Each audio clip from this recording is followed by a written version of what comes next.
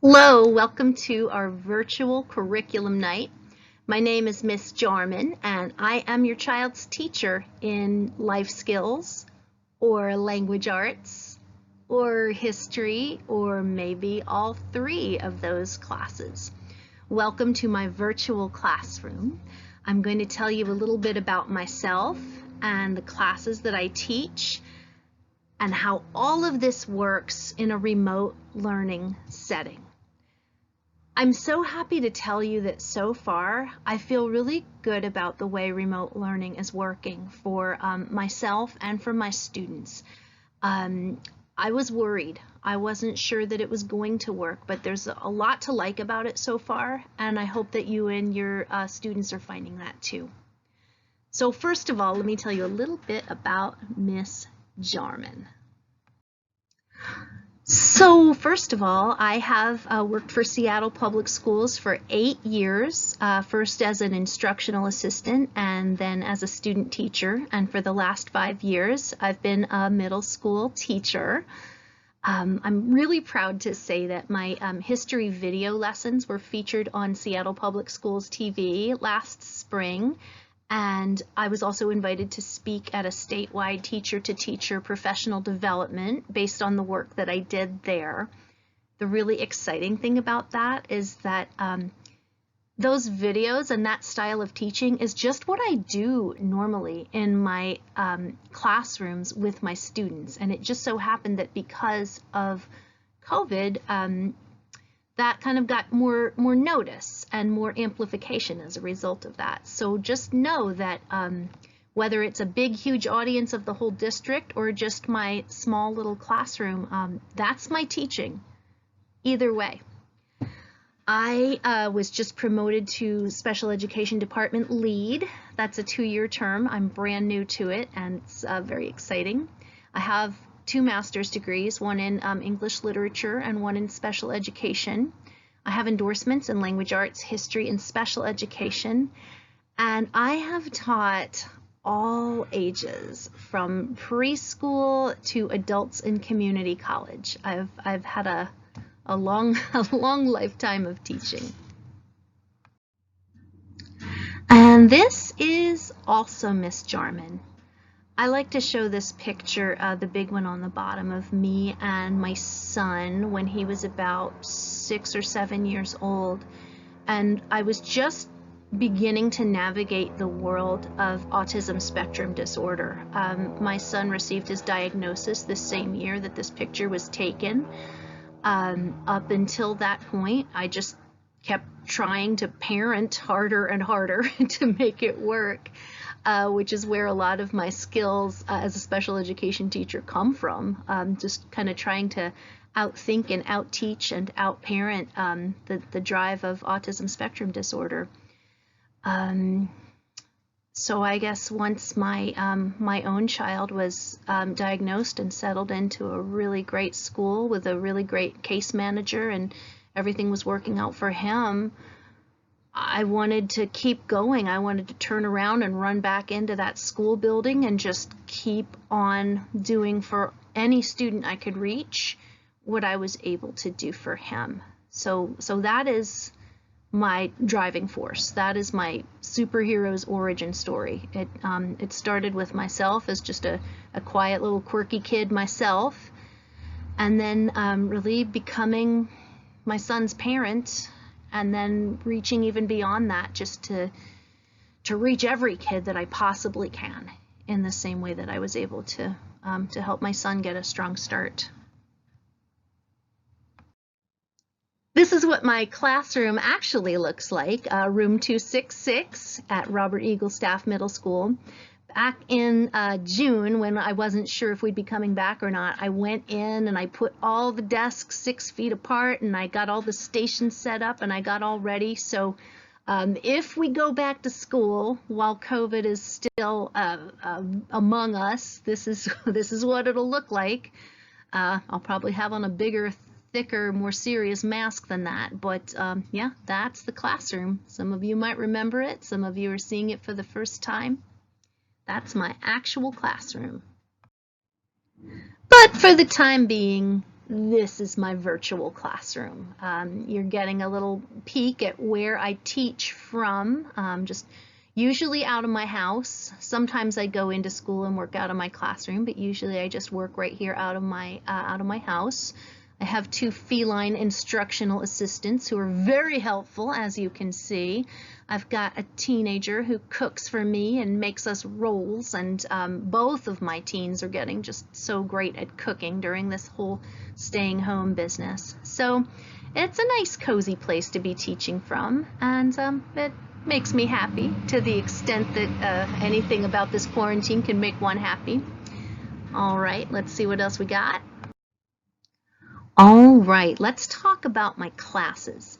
I think what I'm going to do is just record one video for all the classes, and if you want to watch the other ones that your child isn't in, you can, or you can kind of skip through. I color-coded them so that hopefully it'll be easy for you to tell if you are skipping through which one is which. But yellow is for first period life skills. Blue is for my 2 history classes, 7th grade world history and 8th grade United States history. And green is for my language arts classes, 7th grade language arts and 8th grade language arts. All right, I hope this works. Here we go, let's try it.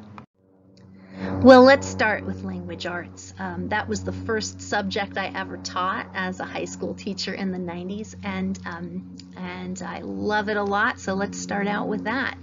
What you're looking at here are just a few of the visual and tactile materials that I use in my classroom to help students learn not just how to read, although many of us are working on really becoming readers, and that's what those magnets are that you see in the corner.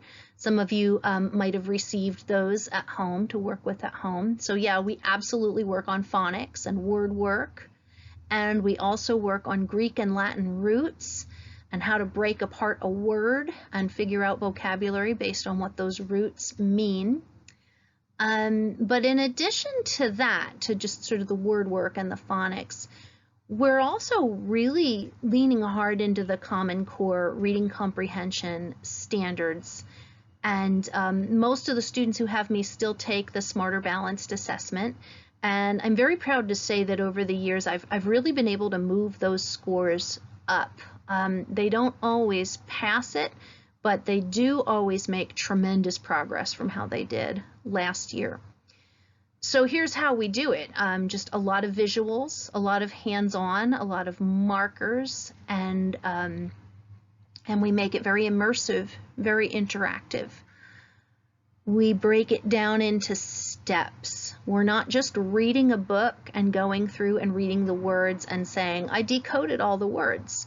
We are making inferences, and we're going in and we're looking for what's the central idea, what's the theme. We're looking for elements of the plot. We're tracking how a character grows throughout the story. We're looking at point of view. It's very rich, and it is the phonics, but it's more than just the phonics. So let's look at kind of what that looks like this year. You know, we're not in my classroom with all these great visual supports, although I am providing them in other ways. But let's kind of talk about where we're at with our first unit in language arts. We are wrapping up our first big activity that we did, 7th and 8th graders. Each grade did a poem, and we focused on the elements of poetry. 7th grade is focused on setting.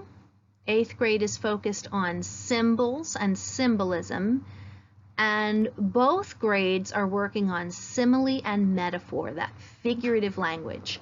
Most of them have written a great first draft of a poem. We're going to finish those up on Friday, and then next week we're going to be starting our narrative unit. The Common Core splits texts into 3 basic categories. Narrative, which tells a story. Informative, which is, you know, what we would call nonfiction. And argumentative, which is also nonfiction, but it has a point of view, it has a perspective, and it's trying to convince the reader. So we always start with narrative, and our general education 7th and 8th grade classes are doing some short stories. We're going to be doing those too.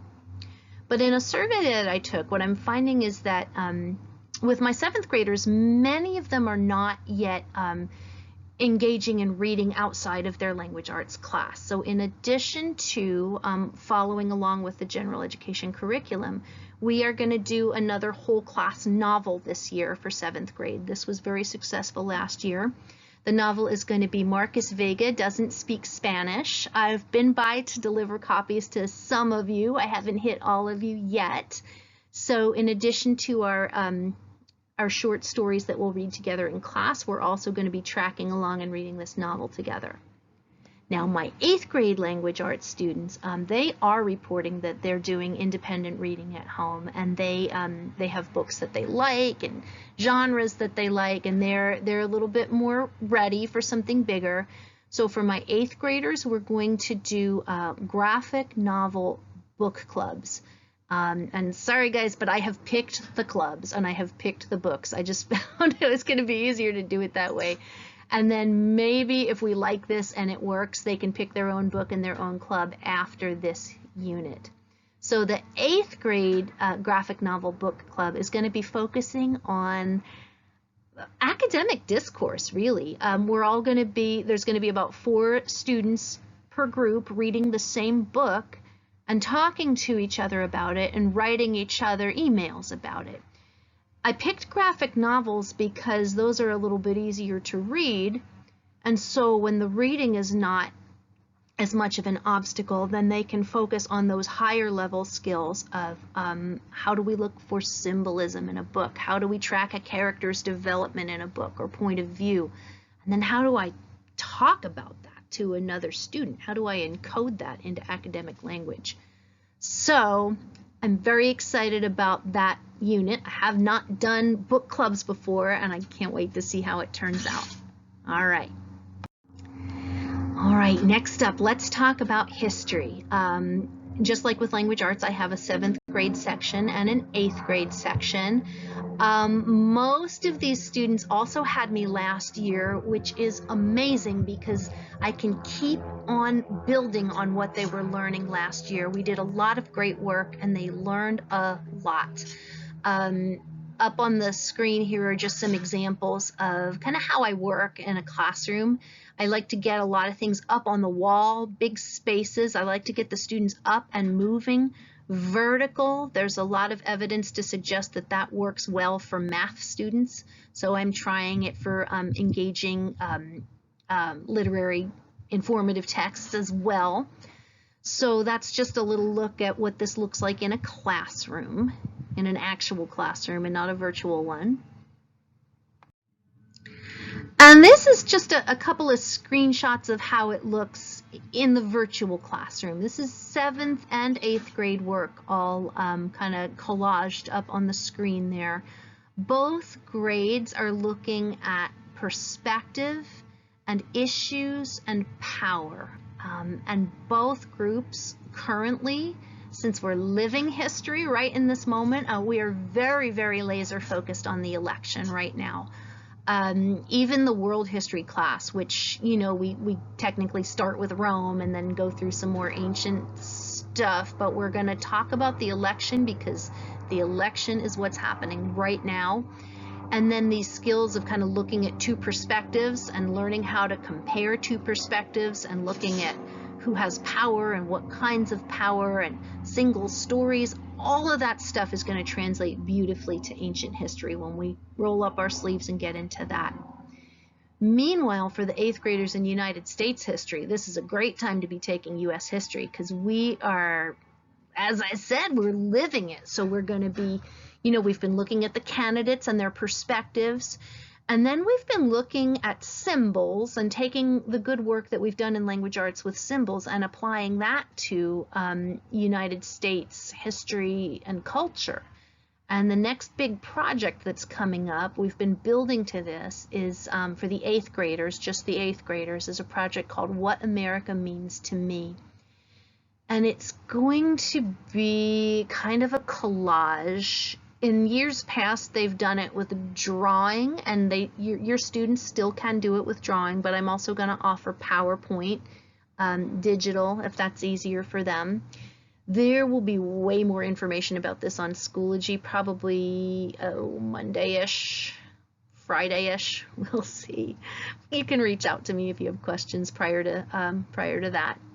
But anyway, that's kind of what history looks like in this moment. And finally, let's talk about life skills. And as you know, I'm a little bit new to the life skills class. I was not originally supposed to be the teacher in that class, but when they needed somebody and Dr. Campbell asked me, I said yes, yes, yes, because I love to teach this kind of stuff. I've only been the teacher in that class for a few weeks now. They started a unit on active listening, which we're kind of wrapping up now. We're looking at strategies for what to do when we get bored. And we're talking about how boredom is normal and expected, and it's a thing that happens to human students.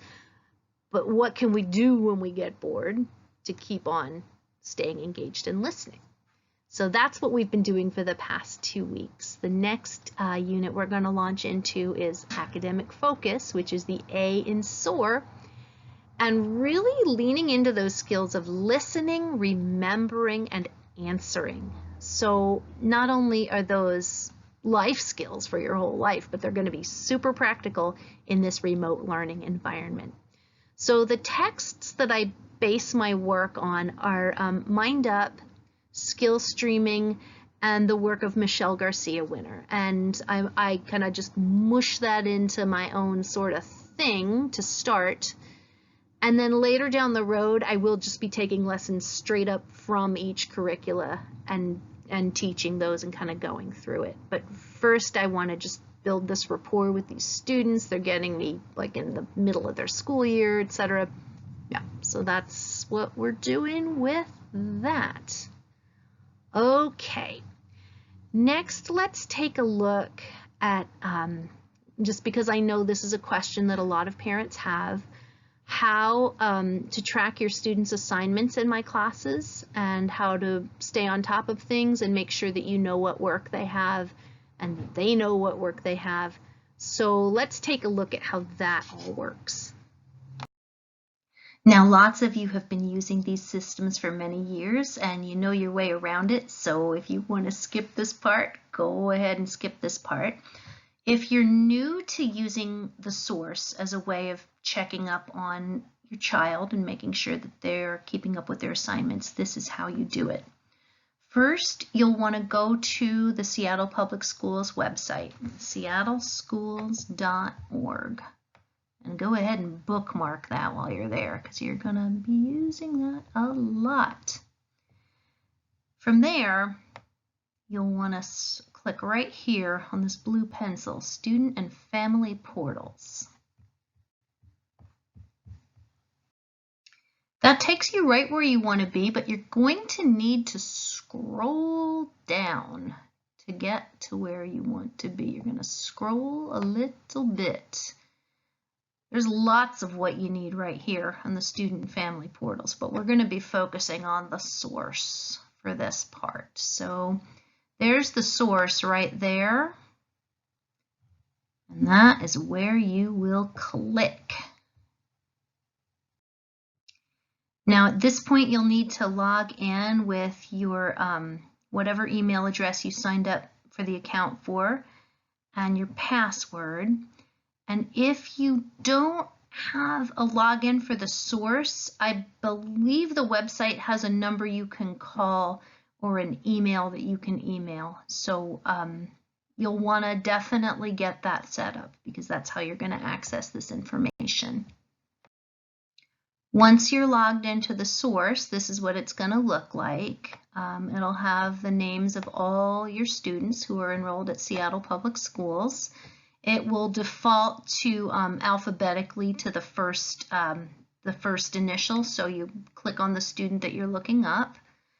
And so they'll have their name and their picture and their information, and then down here, it's where their grades are listed. Now, some people just look at the grades and they say, okay, well, I've got an A in this class and no grades in any of my other classes, so I'm good to go. But the thing is, there's a lot more information, even if there's no grade showing up yet. Let me show you how to find that. So for example, this student here, so they have a grade in one of their classes. They have a grade in their language arts classes, but their science class and their algebra class, they have not put any grades in yet. It's just this big little dash here. Now I would see that and think, okay, well, I guess there's no information in there, but the fact there is information in there and you need to click to find it. So let's click right here and see what's going on in algebra. And sure enough, even though this student doesn't have a grade in algebra yet, there's been a lot of formative assignments going on, and all of these little symbols mean something. And this symbol means that the work is missing. Now that hasn't affected the student's grade, but if the work is missing, then it's definitely affecting their learning. So, whoops. So you would want to check that out. You would want to email that teacher and say, hey, I notice my student is missing this retake unit 1 exit ticket 1. Do they need to do that? And then, maybe it's not important and maybe the teacher will tell you it's okay. Or maybe the teacher will say, yes, they absolutely need to do it. Here's where you find it. Here's how you do it. So it's very, very important, even if there's no grade, especially if there's no grade, click down and get more information. Let me show you that again. So you go to the source from the Seattle Public Schools website, Student and Family Portals. Once you're on the source, you find the student you're looking for. This is what the screen will look like when you first get there. You want to keep on scrolling. At this point in the school year, you might see a grade or two, but you're probably mostly going to see just this. That is where you need to click.